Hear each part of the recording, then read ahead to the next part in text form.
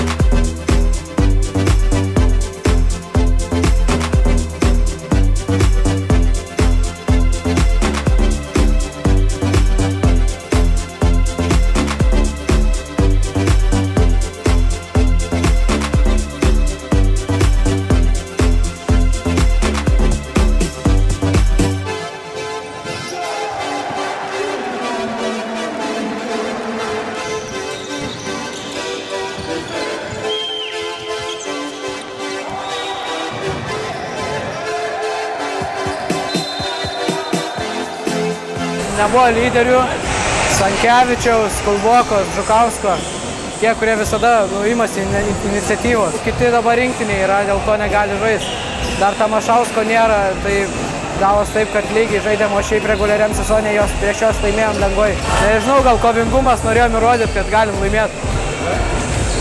Neišvengia tokios painios rungtynių pabaigos, turit patirties tokiuose varžybose. Buvo daug tokių varžybų, bet nežinau, čia daug lėmė sėkmė.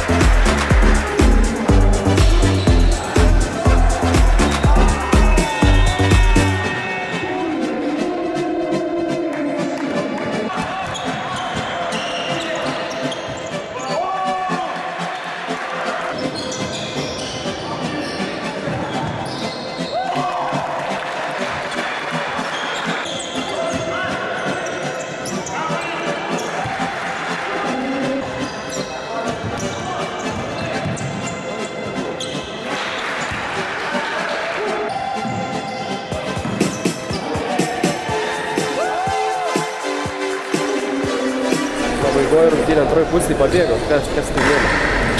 Na, pataikymas, nes vienu momentu Karolis Kavaliauskas gerai atakavo iš toli, taip pat įmetė Džiugas Staniulis. Visą laiką buvo apie 10 taškų, tačiau ta 10 taškų visą laiką yra sudėtinga, na, nelengvas toks uždavinys išlaikyti, bet šį kartą mums pavyko ir džiaugiuosi šią pergalę, kadangi sezono bėgyje esam šiai komandai ir pralaimėję. Tai tikrai galiu pagirti Tornado komandą, kuri visą laiką žaidžia kovingai, nes šiandieną mums pasisekė labiau truputėlį. Sužaidėm tikrai labai prastas rungtynės. Gal pirmi 2 kėliniai buvo vykę, o kiti prastai sužaisti gynyboje. Kur truko užsivedimo, nepataikėm pirmų kelių metimų ir dingo noras. Žaidėjai nebuvo susikaupę per daugiausiai. Tikrai varžovai sužaidė labai gerai, norėčiau juos pasveikinti pirmos vietos nugalėtojus.